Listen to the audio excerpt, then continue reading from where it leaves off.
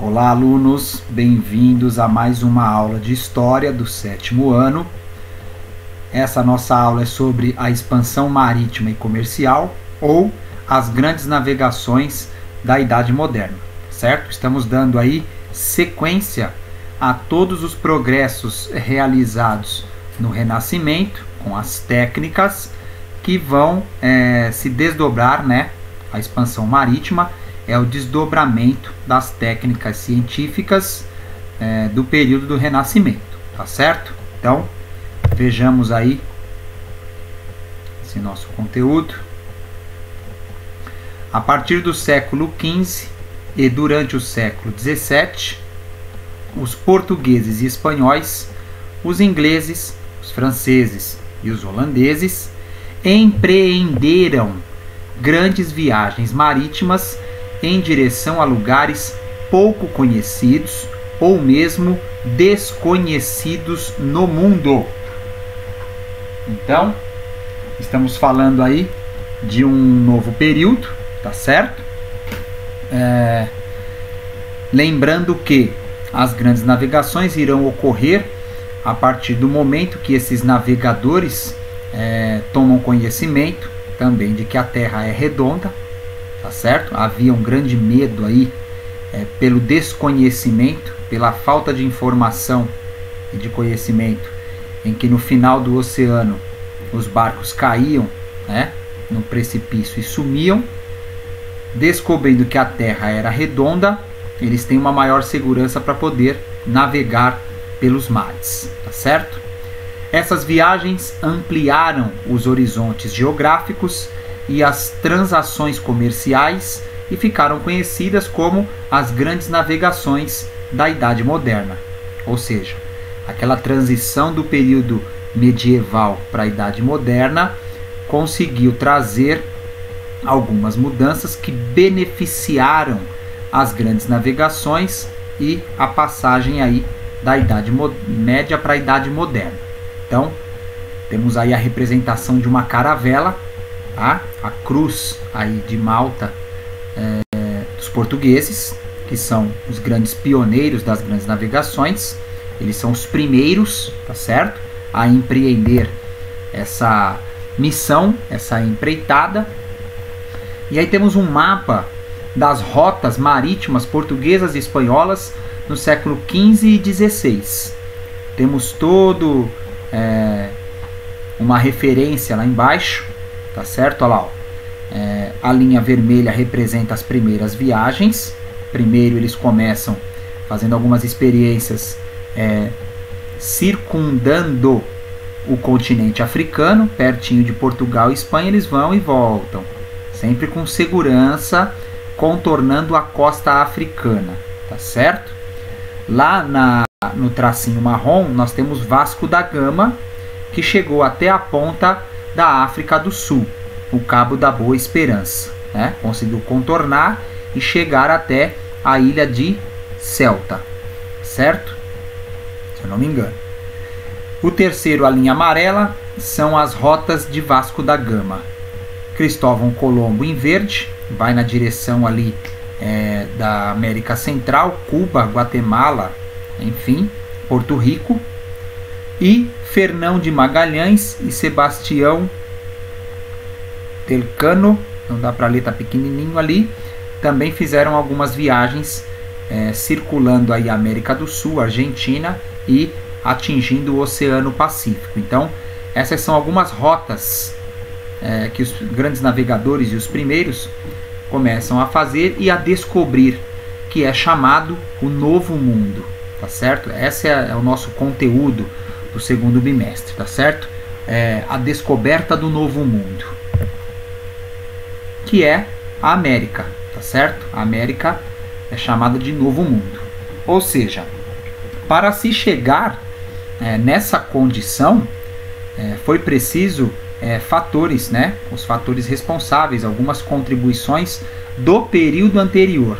Então, quais foram essas contribuições em que foram possíveis as grandes navegações em alto mar, né? No Mar Grosso, no Mar Aberto, como eles chamavam? Primeiramente, a centralização política, um Estado centralizado reuniu riquezas para financiar a navegação. Ou seja, nós já havíamos falado sobre isso em sala de aula.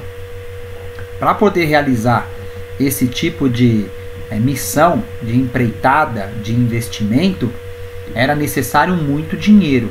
Então, um Estado centralizado, ele conseguia reunir uma parte de dinheiro do governo, parte de empresários, chamado de burguesia, e outros colaboradores para arriscar nessa missão. Então, teria que haver aí recursos, tá certo?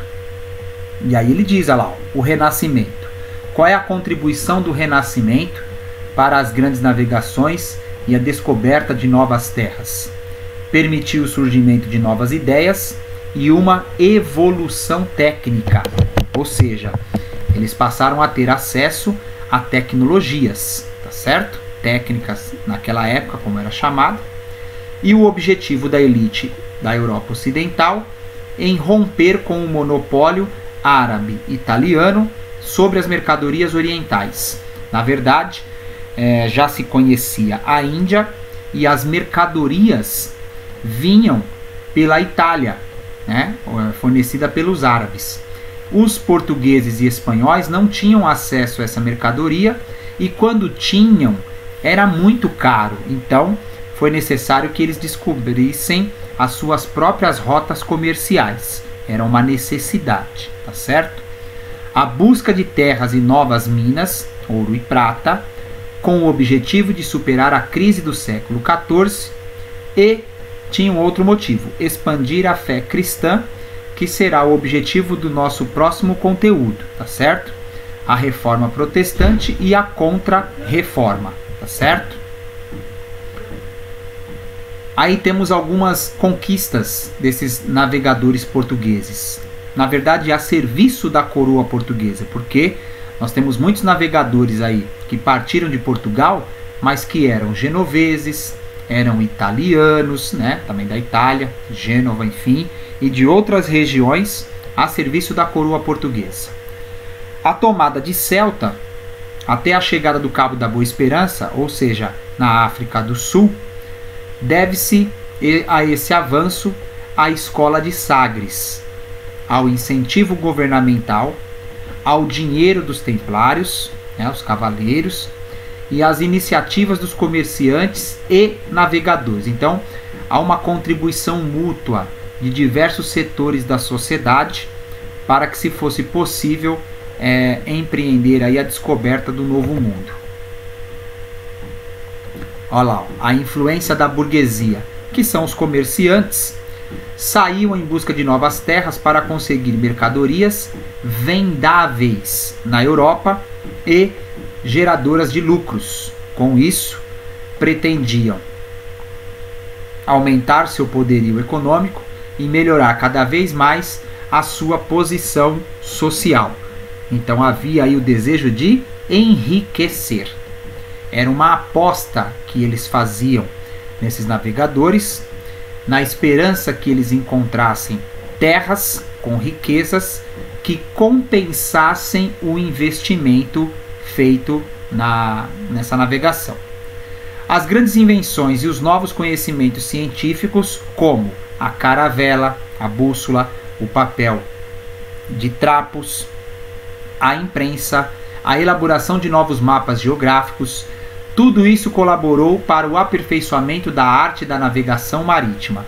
Sem essas inovações técnicas e científicas, não seria possível, tá certo? Então, veja aí como a revolução científica influenciou e contribuiu com o desenvolvimento e o conhecimento de um novo mundo, tá certo? Aí todos os instrumentos, alguns dos instrumentos utilizados pelos navegadores estão aí, ó.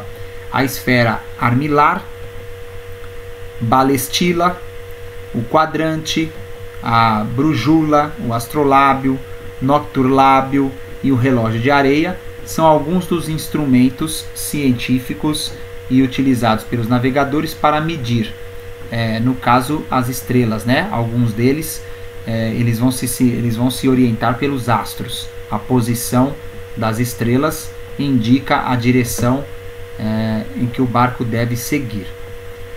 Os objetivos nós já citamos, eles estão à procura de metais preciosos, mercadorias, especiarias, noz moscada, cravo, etc., terras e novos fiéis para cristianizar, tá certo? Então esses eram os diversos objetivos que os navegadores Portugal, Espanha, Itália, Holanda, França e Inglaterra pretendiam com as grandes navegações.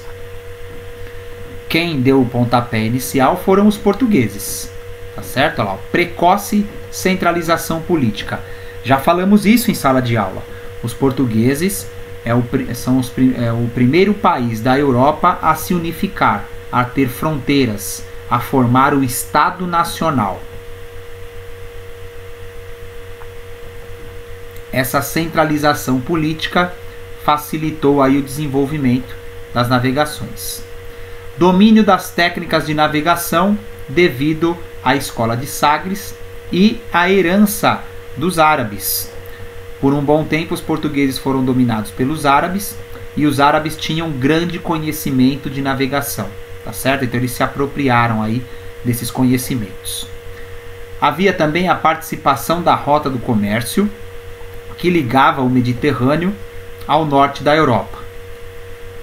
O capital, ou seja, financiamento de Flandes, de uma outra região que financiou essas navegações, e a posição geográfica também favorável. Portugal tem um grande litoral, né? Uma boa parte do seu território está voltada para o mar. E eles já eram, né, uma comunidade e uma população de pescadores, tá certo? Aqui temos um outro mapa elucidativo aí, parecido com o outro, tá certo? Sobre as rotas e os navegadores ao longo desse processo. Aqui ele fala um pouco mais sobre a escola de Sagres e a sua importância. A escola, na verdade, era um centro de estudos náuticos, fundados pelo infante, pelo jovem Dom Henrique, o qual manteve até a sua morte, em 1460, o monopólio régio, né, régio de rei da coroa do ultramar.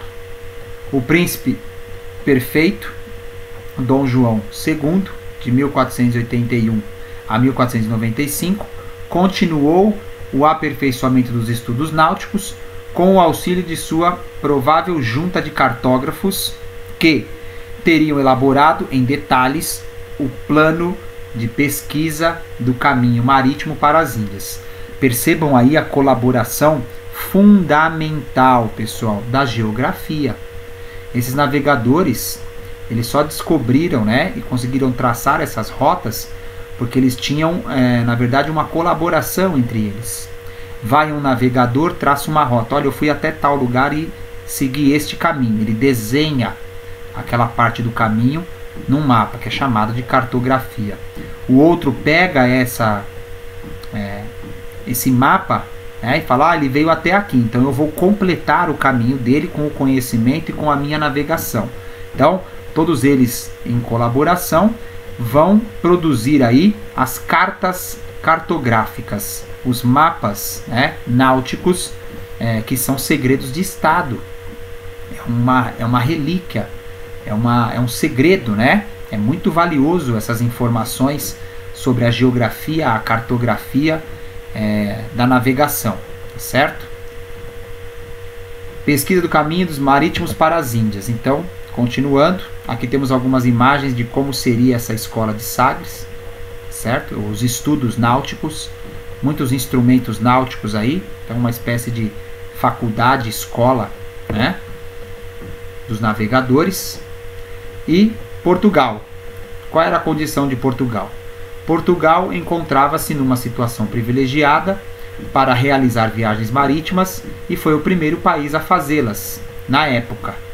As causas do pioneirismo português foram a boa situação geográfica do país, de janela, né, ou seja, virado para o Oceano Atlântico, a estabilidade política que havia na época, a ausência de guerras e o incentivo dado pela rica burguesia lusitana e a crença na propagação da fé cristã aos povos desconhecidos. Então, o governo português vai ter o auxílio financeiro da burguesia portuguesa, lusitana, os comerciantes, e também um incentivo da igreja.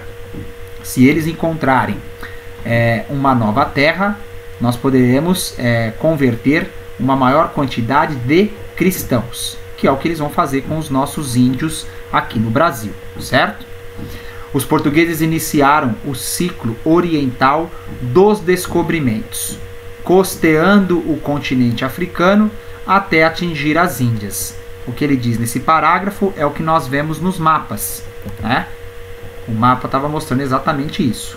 Costear, ou seja, navegar pela costa, aí ó, da África, ultrapassá-la lá embaixo e seguir rumo às Índias, que é esse amarelo aí mais escuro, tá certo? Lá do outro lado. Então, os navegadores vão seguir essa rota até atingir as Índias. E eles são pioneiros nesse processo. A coragem dos portugueses tem que ser enaltecida, né? Eram aventureiros, homens corajosos. Aí temos uma imagem da Fortaleza de Sagres, ou seja, o ponto de encontro aí, tá certo? Muito bonito o lugar, por sinal. Aí uma outra imagem, né? Essa é a janela que os portugueses tinham para o mar, né? Uma metáfora aí, citando essa suposta janela. Algumas viagens portuguesas foram a conquista de Celta, o contorno do Cabo da Boa Esperança por Bartolomeu Dias em 1488, a descoberta do caminho marítimo para as Índias por Vasco da Gama em 1498 e o descobrimento do Brasil por Pedro Álvares Cabral em 1500. Toda essa rota está detalhada nos mapas que vimos aqui. Olha lá, novamente. Lá em cima, Lisboa, Portugal. Abaixo, Cabo Verde. Aqui embaixo, Cabo das Tormentas, que é o mesmo Cabo da Boa Esperança. E por aí vai, todas as rotas que foram citadas no texto. A Espanha também estava ali, empenhada nas grandes navegações, e iniciou suas viagens marítimas somente na última década do século XV, 1490-1492. Após a luta contra os árabes e a expulsão de seu país, em 92, sob o comando do rei Fernando e da rainha Isabel, Fernando de Aragão e Isabel de Castela. A Espanha dedicou-se às navegações e os seus monarcas, os reis, acreditavam no plano de viagem do navegador genovês Cristóvão Colombo, que, se baseando na ideia da terra esférica, a terra redonda, Colombo chegou à América em outubro de 1492, na região central do continente, acreditando ter aportado nas Índias. Anos mais tarde, o fato foi esclarecido por Américo Vespúcio, companheiro de viagens de Colombo.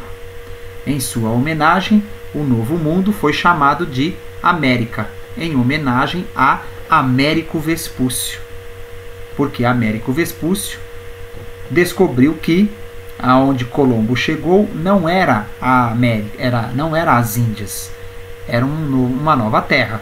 Então, como Américo Vespúcio descobriu que aquela terra era uma terra nova, esta terra recebeu o seu nome, América, né? América de Américo.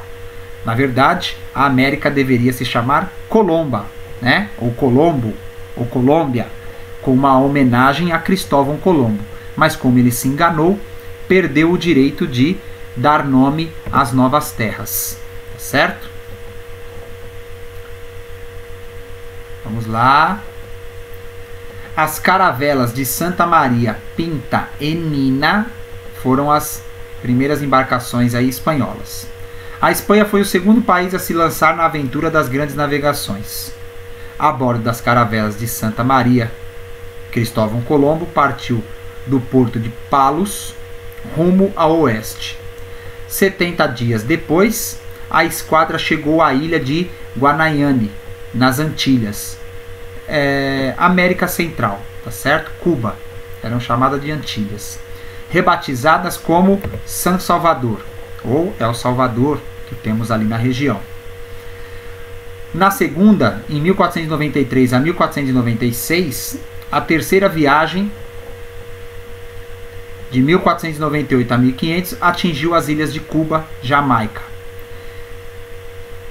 a Espanhola, Haiti e a República Dominicana, Borinquen, Porto Rico, Guadalupe, Dominica e Martinica. Martinica e Prado, Dominica, são todos os territórios que nós temos na América Central. Em maio de 1499, o espanhol Alonso de Ojeda chega à ilha de Margarita, hoje conhecida como Venezuela. No ano de 1500, Vicente Yanes Pinzon chega à região do rio Amazonas e o chama de Mar Doce. Ainda neste mesmo ano, Diogo Velázquez conquista a ilha de Cuba. Aí temos esses navegadores e toda a descrição aí, ó. A primeira viagem, a segunda viagem e a terceira e quarta viagem dos espanhóis para a América Central. Em 1512, Juan Ponce de León, também espanhol, conquista o território que hoje é conhecido como Flórida, região sul dos Estados Unidos da América. Em 1513, Vasco Nunes de Balboa ficou velejando durante 30 dias e descobriu o Mar do Sul, hoje chamado de Oceano Pacífico. Em 1519, começa a primeira viagem de volta ao mundo, comandada pelo navegador português, a serviço da Espanha, Fernão de Magalhães, desculpa.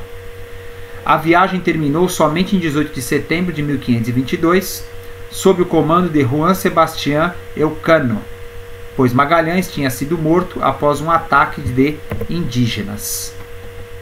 Então, temos aí, ó, a navegação de Ponce de León pela América Central. Todo o caminho feito por Vasco Nunes de Balboa.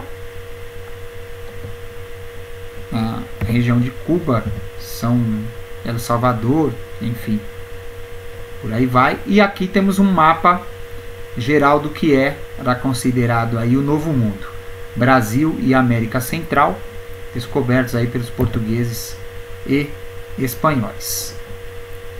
Aí temos um mapa da América do Norte, Estados Unidos também, onde os franceses e ingleses descobriram.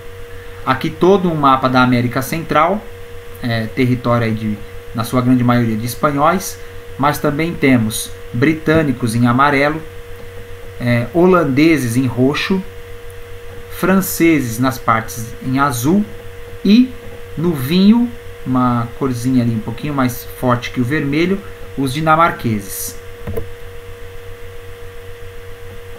E foi isso, pessoal, né? Nós temos que reconhecer aí a grande influência do pensamento renascentista, do desenvolvimento científico que contribuiu, colaborou e apoiou todo esse desenvolvimento do conhecimento do mundo. Imagina aqueles cientistas da revolução científica que nós vimos na aula passada, conseguiram aí mostrar para os navegadores que a Terra era redonda e eles podiam navegar tranquilamente, porque não haveria o perigo em que anteriormente acreditavam, cair num abismo sem fim, tá certo? Monstros do oceano, etc. Então esse é um ponto de desenvolvimento da nossa história, tá certo? Conhecer novos lugares, conhecer novos mundos, teoricamente, como era chamada a nossa América, né? O Novo Mundo. Espero que vocês tenham gostado da aula. Nos encontraremos aqui falando de outros temas depois que eu enviar atividades, tá certo? Até mais e até a próxima.